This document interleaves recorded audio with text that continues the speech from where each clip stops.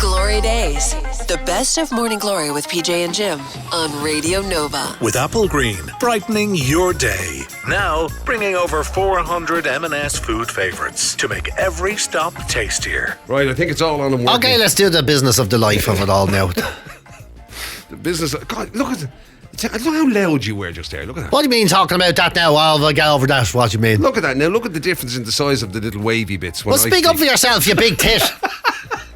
Why are you be there? It's all whispering and then wondering why people be louder than you. You big knocker, you. You're standing there, you're like, who's whispering? Why does nobody ever listen to me?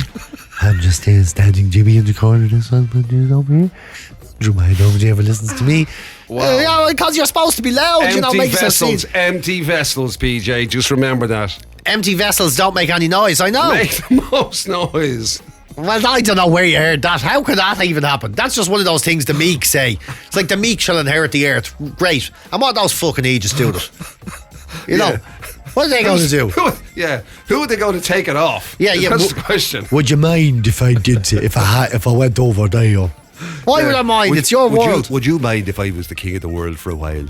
Well, yes, I would. You fucking Aegis. There you go. Look at that. Meek don't get anything. That's the alpha male in him coming out there. It's like, you know what I mean? At least the loud one. At least the loud male. I have to be loud anyway. I can't hear myself. Half of this volume is so I can hear myself, you know. Just on that subject, right? And remember we spoke before about you having to get your hearing aids. I did, right? Well, I'm supposed to try. I don't think I'm going to get them. They're too expensive. You were saying about them doing the test and your man, think like whatever. It wasn't just a tinnitus and all that. No, I'm deaf. I'm proper. I was going to say legally deaf, as if there's a level of deaf that if you're here, the guards come and get you. Has he tried hoovering you out? No, there's nothing in there. We had a look. Right. Yeah, are you sure? Because it sounds to me, because you've been just a ball of just general. Oh, you mean just all the cool? I know. I think I'm pneumonic. At the moment, I don't know. There's something very wrong. I'm very, very sick at the moment. Oh yeah, but that's not got to do with not being able to hear anything. That's a whole different type of a sickness thing. All right, okay. Nothing got to do with it. Do you think? I'm just thinking over the last what are we nearly 3 years? Do you think there'll ever be a day when you won't have an ailment at all? Look, don't get me wrong. It's not that I don't find it completely enjoyable and entertaining, but just you think there might ever be a day where there is no cause for complaint. What's wrong with you now? What do you say with 3? Did you say 3 years? Yeah, we're together almost a decade. No, but since the interval, since the major interval, you know what I mean? Since the happening. Oh, since I went into hospital, you mean? Yeah. Jeez, is that nearly 3 years ago? Yeah. I suppose. Look what's happened since then. That's what I was nearly better off going mental because at least I could hear. Before that, you were a fit, very fit, yeah. Healthy man. I stopped exercising. I mean, you were photographed in magazines and everything. Yeah, albeit a slightly weird photograph of him topless in a cornfield, which was kind of unusual. Imagine me being in a magazine now. What would that magazine be? Oh, that's easy. That'd be the medical journal. You would, yeah. Be an ad, wouldn't it?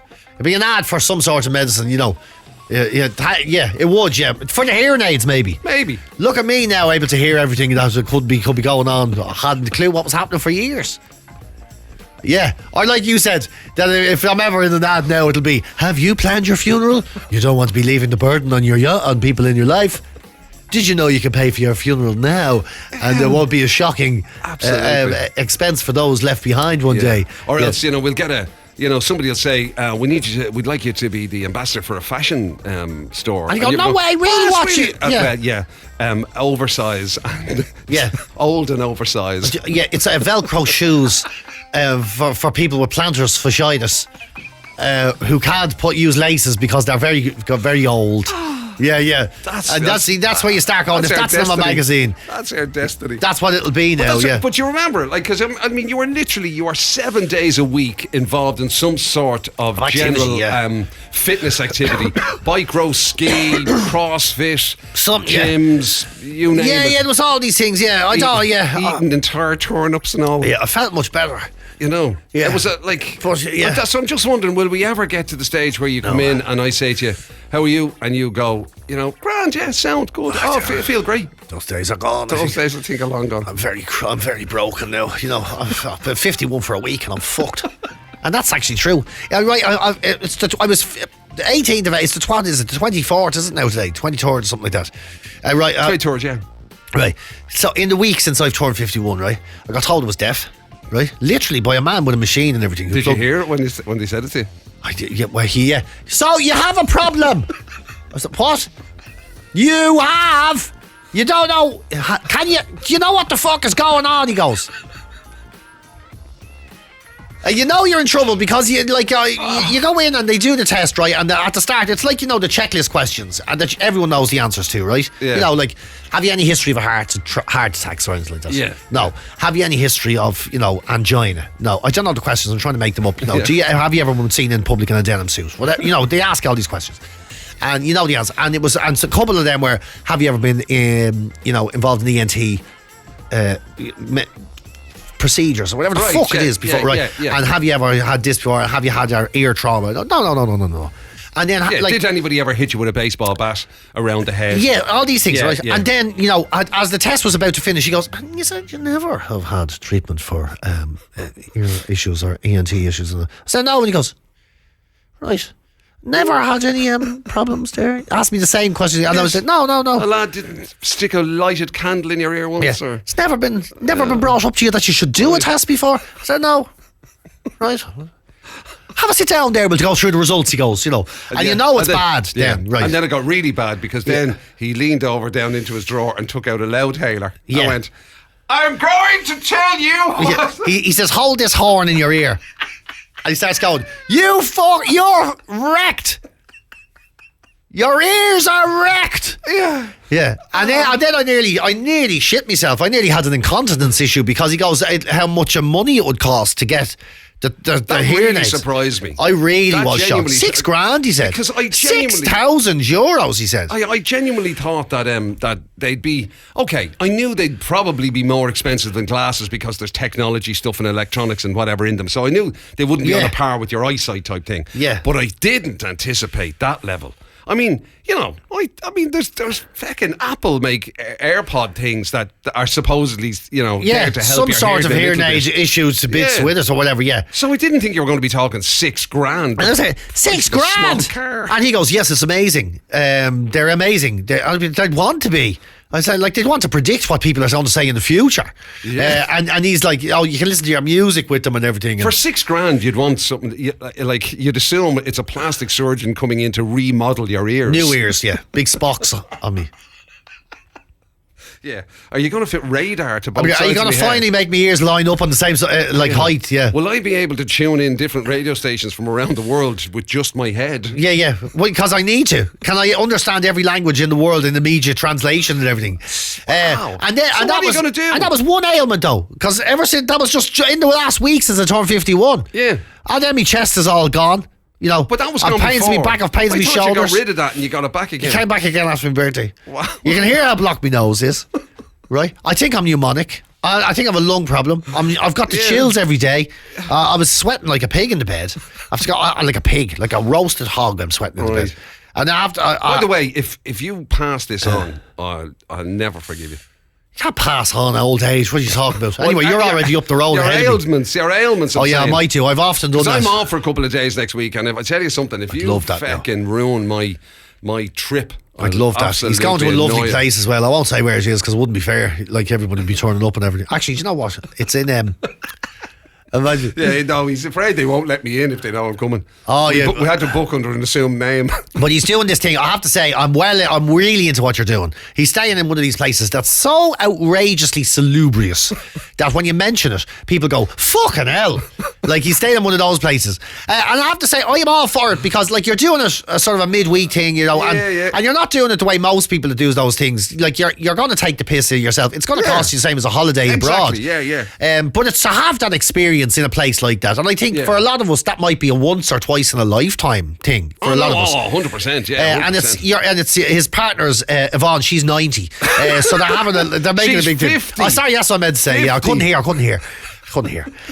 So they're doing this thing together, and it's going to. I'm all like, it's going to cost a bomb, but it's going to be fucking brilliant. Yeah. And I know you're going to get. You'll enjoy this so much, Oh, yeah. Because nobody likes a swan song and a pampering and a Mr. McCabe. So great to meet you. Can I carry your hands, Mr. McCabe? Are they heavy on your arms? Yes. Yes, you can. I'm telling you, I don't give a shite. Yeah, you're dead right. I will not even deny that. Yeah. I am fully in to palaver. I love it too. Yeah, yeah. I don't mind any of that sort of carry-on. And especially when it's rare. You know, that, like, we don't get it, you know. It's like you know, you hear, like, you know, occasionally when I went on the golf trips or whatever, and I'd say to you about, you know, there'd be some of the mad golf clubs in England, they'd have all these, you know, traditions and kind of, you know, oh, you can only use that staircase and you can only wear that. And I'm sorry, gentlemen, you'll have to remove your jock straps on the way in, or whatever the hell they say. All that, yeah. But it's, I love it. I love it. Love it. I love all the palaver, I love all the it. ceremony, all the pomp. I love it. Absolutely. So I expect full. I literally. I love it. If there isn't somebody who's designated as the hand butler to carry your arms for you, exactly, all of that, yeah. Where you can ring down and just make stupid requests. You haven't got a stoat to run around the room. So what's the feeling of wildlife? Exactly. Yeah, they go, we'll get you a stoat. Yeah, exactly. You know, no problem. Yeah. I'd like Egyptian aromas, but only in one room, and then I'll go into the other room, and I prefer it to be maybe slightly more Mediterranean. Yeah, can you come up and run a bath and all? Like, these are things you get to do in these places, and you know, some people go, "What was you only doing that for?" You know, there's a travel lodge down and all day. You can sleep. It's only a place to put your fucking head and pull your plumb and all that. You know what I mean? That's what they be doing and all. You're like, oh, shut up. You don't get it. It'd be wasted on you big tick. But you know something? I just saw a vision of the greatest ever new Travel Lodge campaign. Travel Lodge, a place to lay your head and pull your plum. I'm telling you something. That would open it up. Yeah. My God, who does Travel Lodge? Was that Lady Henry? No, he did the other ones. That's unbelievable. Yeah, Travel Lodge, a place to lay your head and pull your plum. Available now. That is the greatest campaign ever. Fucking hell. Well, yeah. Why can't we go? You can go on your own. I don't even know you can get a room on your own. Anyway, and that's it. And it's wasted on fuckers like that. Yeah. And it's also wasted on the other fuckers who get it all the time. Yeah. You know, like, but even on normal holidays, because you and I, like, we've been on holidays separately to places where we know they're nice places. Yeah. You know, you've like, I think you're a bit like me. You would choose a hotel over any sort of look after yourself version. Oh, come here, 100%. And I'd rather go on one nice holiday for a few days every year, or maybe even every 2 years, than do some. You know, I go 4 times a year here, and I get 1 weekend there, and what's the places like? Sure, you know, they're shitholes, but they're great, and sure, it's all, so you're never in them. You're never in them. Because, you know, I don't agree with that. I want those people who say to you, much that cost you? Yeah, much that cost you? Because you say, oh, it was great, and hotel was lovely. And, how much? And they used to bring you this, and they whatever. How much, though? How much? Come on. Exactly. And you tell them, they go, well, tell you what, right? When I was in. You were robbed. Yeah. You were robbed. A tenth of the price. A tenth of the price you paid. Tenth of it, yeah. I got it for a tenth of the price. Oh, wow, that's amazing. Did they bring you? No. No, sure, I never even saw the bed. What are you talking about? And you'd woke up on the outside on the bed. You had a suite as well, had you, for that price? No. I didn't actually have a room. But do you know what I mean? Yeah. Tenth of the price. So what are you talking about with the suite? Look at you, Mr. Fancy Cocks.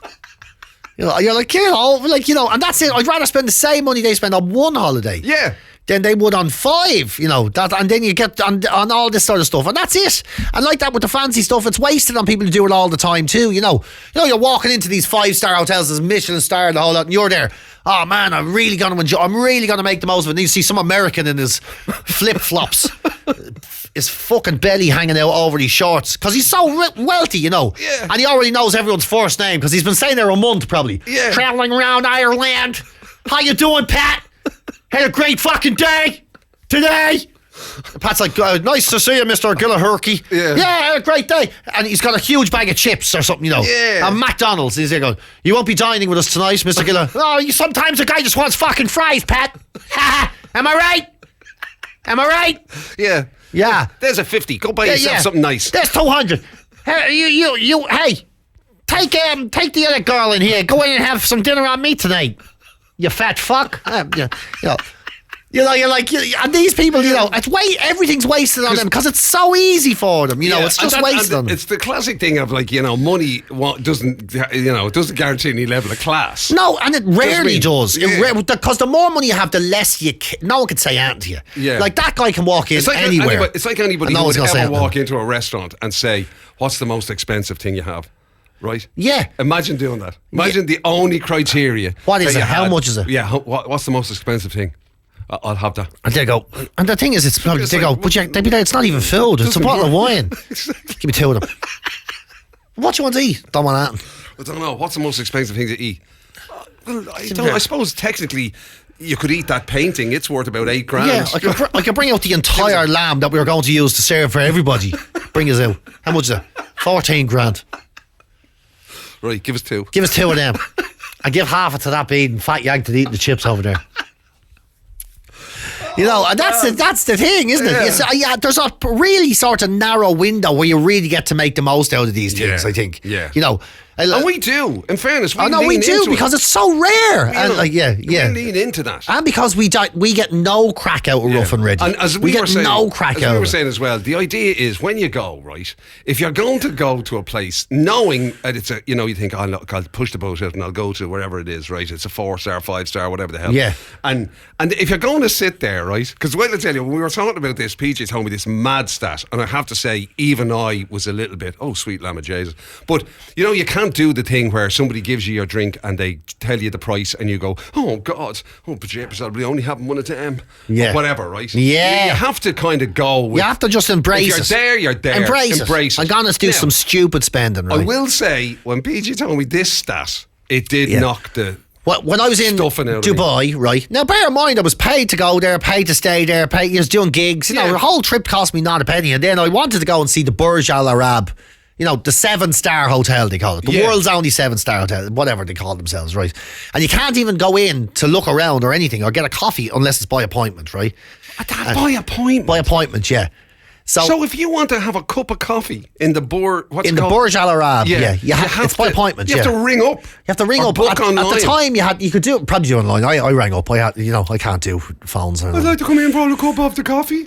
So coffee, I'll have tea for two, right? Well, it was, but it's just called tea for two. You can have coffee, whatever, right? Yeah. So we went in and we got like 6 biscuits and a cup of coffee each. It was 50 quid a cup. 50 quid. It was 100 quid for 2 coffees on it. Yes. 50 quid. For a cup of coffee? I paid 50 quid for a coffee, yeah. That's mad. 50 quid, yeah. In the Burj Al Arab, yeah. And you have a window. You can't just hang around there all day. It's you can stay for an hour and a half. I'm all for leaning into it, but I have to say that probably would have made, that would have been a little bit of an collar chug there to think. It was crazy. 50. It was crazy, but that was my spending for the holiday. And, I was like, oh, this is brilliant. I've been in the Burj Al Arab. I've had, and all of that. And now it would have been ruined if your man came in and goes, hey, sometimes a guy just wants fucking fries. Hey. Can anybody get some ice cream? It's like 150 fucking degrees out there. Yeah. But hey, can somebody get me a Starbucks? Yeah. Oh, holy moly. Hey, Francisco. It's Mohammed. Well, okay. I just need something. That would have wrecked it. But I didn't have any of that. I just had this wild, ridiculous, over the top. Yeah. Acting like I'm a rich Arab of the oil world for an hour and a half, and it was worth it to me. Yeah, you carry the memories then forever. Yeah, and it was worth it to me, as opposed to your man, a person I was with in Dubai again, right? And this is true as well. I went to Dubai to work, right? And he never left the Irish pub the entire time we were there. The fucking idiot. Right? He never left. Not once. Never went out. Never looked. Never went outside. Oh, just jeez, I kill you and all that, right? Big bleeding boot cut jeans and brown shoes on the cunt. And he never came out or anything. And he had a shepherd's pie and chips and all every day. Very Arab Emirates. Very Arab Emirates, right? Every single day. And we were there. What's it like out there? Go out. What's it like out there today? Is there anything going on out there? Go out! It's like you're describing a scene from one of those apocalyptic movies. You know what I mean? Where you're afraid if you go out onto the streets, the zombies will get you and stuff. It's like, what was it like out there? Did you make it? He was a bit like that. Yeah, so I wouldn't know what to be sense of people walking around out there. No. And you know how much money he spent Sitting, because pints are mad money over there. Right. And he would sit there, true, that'll be it. All right, I'll go up now and I'll make a phone call to the wife and I'll sit down there now and I'll probably come down for another pint, another shepherd's pie. And that's what he did. And everyone down, and I had at least I had an experience, from me 50 quid. Yeah, well, it must be the only time anybody's ever been able to turn around and go, what are they having there? 3 points here? You could have got a coffee for that. Yeah, could have got a coffee in the bourge for that. What do you mean? I miss out on my 6 shepherd's pies today. Are you mad? Was there a reason for it? It was only shepherd's pie. Like, was that the only thing they served? No, there wasn't. It was a McGettigan's place. It was really good. Like, it was. Yeah, but I'm just saying. There was fish and chips. There was, there was all kinds of a big Irish menu for that area. And the Bonning's a beautiful place, beautiful hotel. But shepherd's loads pie was of options. The creme de la creme. No, I think I know what I like now. I know what I like now. That's it. You're like, well, of course you know what you like. You look at yourself. You're wearing jumpers with no sleeves in the desert. You fucking idiot. Don't trust what you like. You're wearing brown shoes in the desert. You haven't gone outside once. You're afraid of people that don't look the same as Seamus in your local town. Oh my God. You're a madman. Can you trust yourself? When you're upstairs, ask your wife, should I be able to trust myself? She'll say no. You sounded like you were doing an intervention. Look, I'm doing it because I care about you. Yeah, I'm doing it because I care about you. Take off your jeans and put a pair of shorts on and get outside. Yeah, going through 2 holes a day is not an adventure. Put on a pair of shorts, you madman. GloryDaze, the best of Morning Glory with PJ and Jim. With Apple Green, helping you enjoy a better journey. Now offering hundreds of M&S food favourites on the go. Radio Nova. I like Star Trek, but I'm not a Trekkie. Like, I don't want to dress up in the gear and all, or get tattoos of Mr. Spock, or, any of that sort of carry on. Like, that'd be one of the less unusual tattoos for you if you got Mr. Spock. But that, considering I have a tattoo of Jim, which is literally a white gorilla with a set of headphones on, you're not wrong.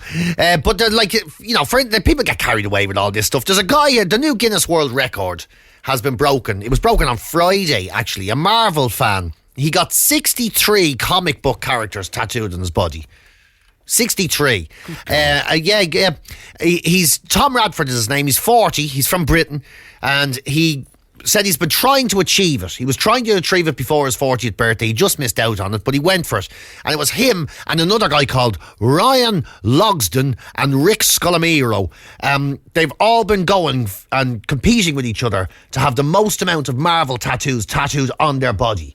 So the other 2 lads have 34, but this guy Tommy goes, no, I'm not having it. So he blitzed himself and got 63.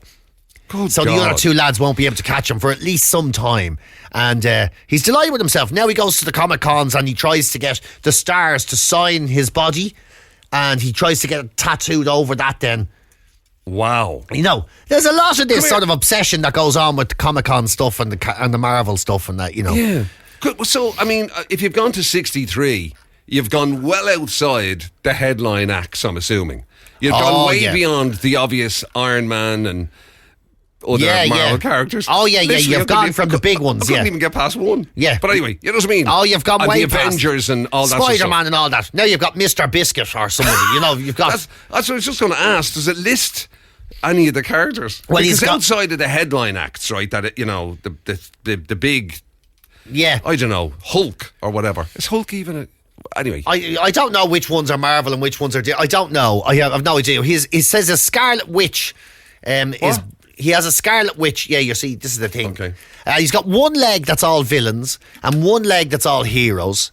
And then as they go up his back, I suppose up the back there, that's where you start getting more celebrities. There is one that looks like a film. I wonder did he kind of prioritise, like, in other words, did he match the level of character to the part of the body? So in other words, if there's any of them that are sort of in the nether regions area, are they the lesser characters? If you've got one on a cheek, one cheek on the left, you think nobody's really going to see that, so I'll just put, as somebody texted in, Squirrel Girl, I'll put Squirrel Girl. She can go on the left buttock.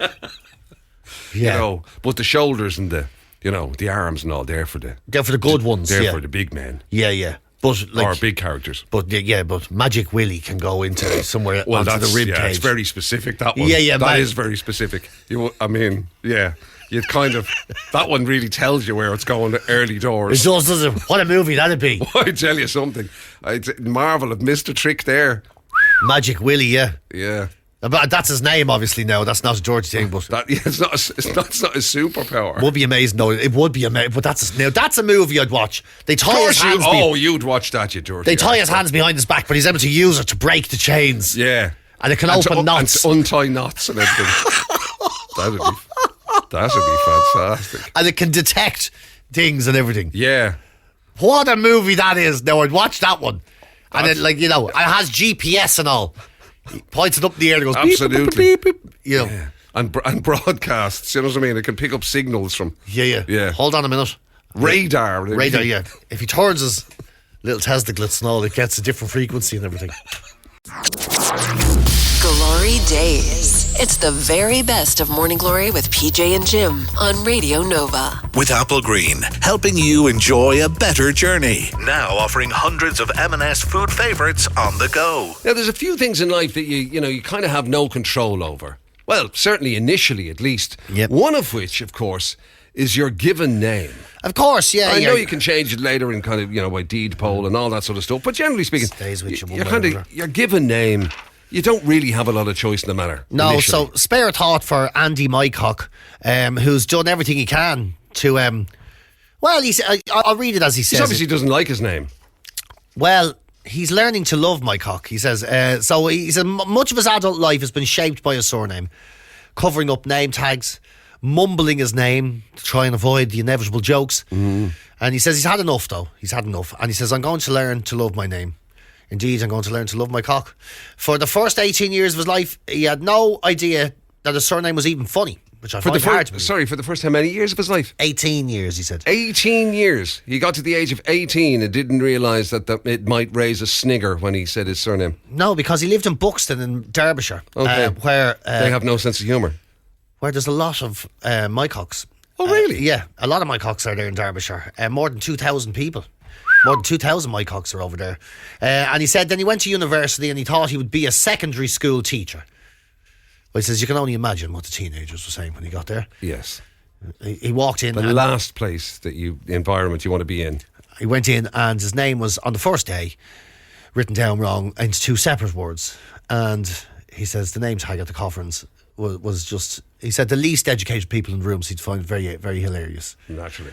So as an adult on a daily basis now, he'd phoned the bank and he'd phoned the provider and he says, it's really not funny. I go to pick up a parcel and I say my name and they either do that thing where they burst out laughing or they try to not laugh. Yeah. And take it very, very seriously. Yeah, they laugh behind their hand or under their breath. And they might say, can you spell that? Of course. And then they'd say one word or two. Yeah. And then they go, can I have a second? And they leave the room and they come back. Yeah. And...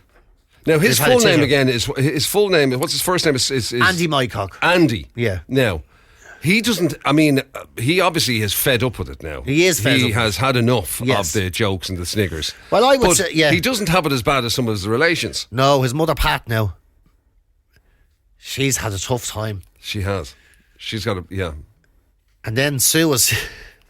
His sister Sue has had an awful one. You know. Right. Yeah. But his brother Paul, he says, has had the hardest time. Really? Yeah. Just the, especially with the accent put in. Paul. Right. Yeah. I think I know where you're potentially going. Even though I don't know the exact accent from that region of the UK. But yeah. And then he says he's married. And they asked him, does your wife take your second name? And she goes, no. But she told me that she wouldn't take anyone's second name. Of course. Never. It's nothing got to do. She's a strong, independent woman. It's not got to do with anything. Yeah. Like, it's just that not just my name. Not because it's a somewhat... She said she didn't even think of it. Exactly. Until, someone else pointed it out to her many years later. She says, Never dawned on me that could mean something else. Never dawned on me. So it's not got to do with you. I wonder what her first name was. Her Jenny. Oh, right, okay. Yeah. Yeah. Whereas his mother actually did get divorced and now goes by a separate name. So I'm not sure Jenny's telling the truth. Yeah, look. Question marks. Seeing as how poor old Daddy McCock got thrown out of the house just so the mother could have a second name. But he says, yeah, Joe, he's done with it. He's done with the shame, the embarrassment, the guilt. He's done with it. The guilt? Yes. Wow. He feels guilty walking into a place and someone asking his name and putting him on the spot. Guilty's an unusual... Guilty, yeah, he feels guilty. I kind of get or whatever, yeah. But guilty's an unusual one. Well, I get it. If your name was Joe McFart, right, and you unless he feels guilty about potentially the idea that he in the future might have children who he will bestow the name upon. Well, I'm pretty sure they'll go under Jenny's name. Possibly. Jenny's being the strong, independent woman that she is, I'm pretty sure would have them take her name. Yeah. Not for any other reason other than Jenny is a strong, independent woman. Or double barrel. Although, do you want a double barrel mycock? I don't know. I doubt it. Probably not. Is the answer. Yeah, I know, yeah. It's very sad, very sad. So it does raise an interesting question. I wonder, is there anybody listening who's ever encountered the trials and tribulations of an Andy Mycock? In terms of, like, is there anybody who kind of really is unhappy with their name, or, their name has caused them some level of consternation, be that embarrassment or whatever it might be? Yeah. So much so you've had to contact the BBC or RTE. Is that who we went to, the BBC? The BBC, this is an article on the BBC. It reads like a letter, yeah. Yeah, so he contacted the BBC to say, I'm done with it, and you need to talk about this. Was it a proper letter, like to postbag or mailbag or whatever that thing used to be called? Angry Mycock in wherever. Yeah. Pipe down, Mr. Mycock. That way they would react to it like that. Absolutely. Yeah. And it'd be on some serious show, and you'd have some very serious BBC presenter going, and now we go to Derbyshire, where a man called Andy Mycock has had enough of the trouble that he's been getting over his name, and we talk to the other 2,000 Mycocks who want to clear their name and say there's nothing absolutely horrible about it at all. Those news... 0871818 by the way, just out of curiosity, if anybody has ever encountered if your name has caused you to have the kind of emotions that poor old Andy Mycock has suffered during his years on the planet, we'd like to know about it, wouldn't we? Yeah, we would. And we will handle it with the delicacy and seriousness that we just handled it already. Exactly. As you can see, we're not looking for cheap laughs or anything at all in this. Not at all. Far from it. We didn't really enjoy reading this twice before we read it to you or anything. No, we didn't.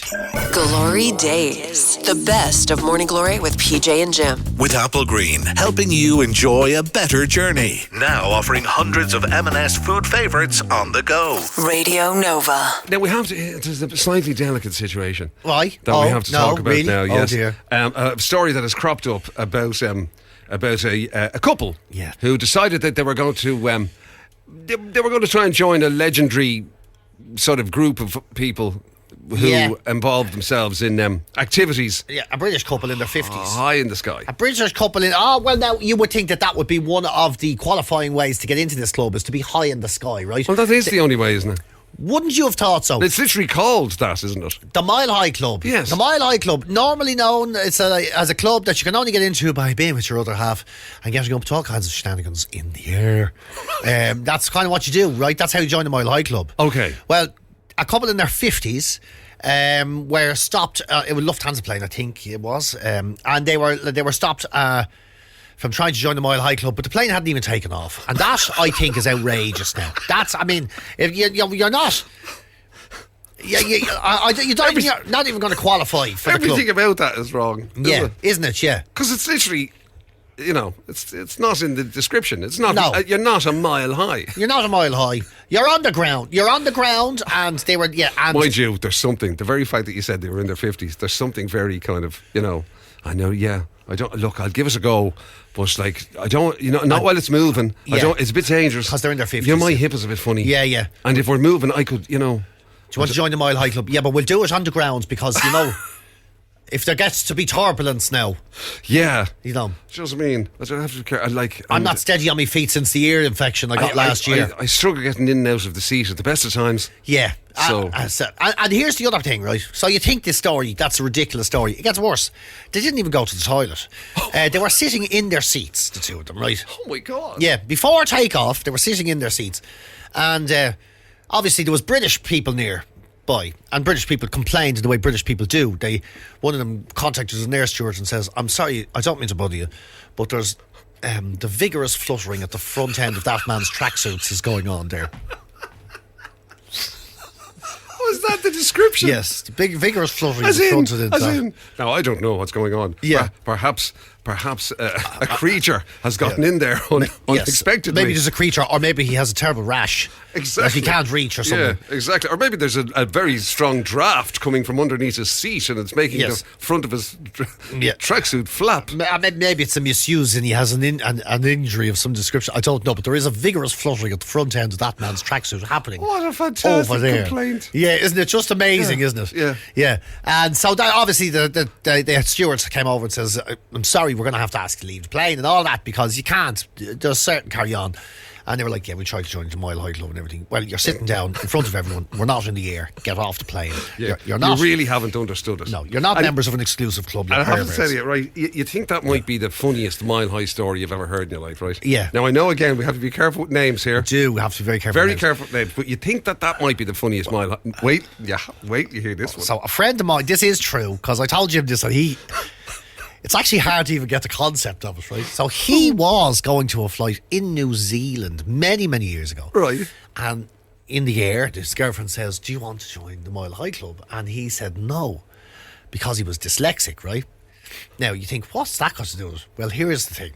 He thought it was like a frequent flyers thing, and he'd have to fill out a form. And he says, no, I don't want to make an idiot of myself, he said.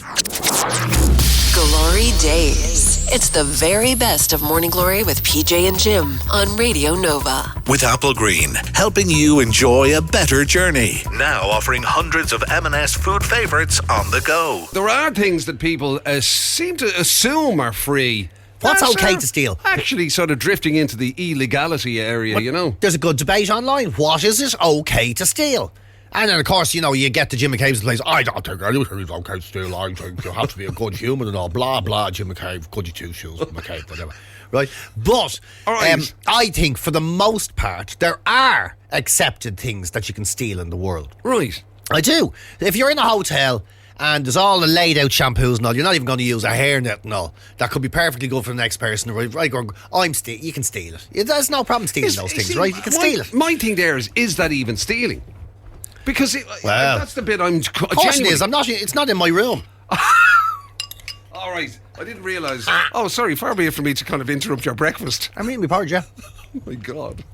Anyway, so, like, if it's in your room, right, they've laid it out. Obviously, it's the idea for you to use it. So, therefore, like... They don't expect you to use it all. Is it really stealing? Yeah. It's kind of yours, isn't it? You don't. You're not expected to use it all. Admittedly, you breaking into other people's rooms and taking them, that's... Probably. If we were in a hotel together, right, and you're in your room, right, and you say, call into the room there and we'll go down and we'll have a jar, let me know when you're ready, right? That wouldn't happen, by the way. I would never say to you, call into the room. You would come and knock on the room and can I use the toilet? Okay, you're in your, and I'm like... You'd literally go in. Yeah, and then can I use your toilet? Right, grand, put it that way then. Smarty jocks, goody two-shoes, McCabe again. And I go, use your toilet, right? And you let me in. I'm having off with While your you're stuff, in there, you're going to take all my gear. Yeah, what does Jim need a hairnet for anyway? It's going into my pocket. And then there's other things like unsecured internet. I don't think anyone has a problem stealing unsecured internet. If you could turn on your phone or your iPad or whatever and you go, oh, look at that. Free Wi-Fi. Look at that, the free Wi-Fi there. And you have the option to pay for it, but that one's free. This fella's hotspot there can rob all that now or whatever. I'll have that for you. Yeah. I'm having on with it there, you know. Yeah.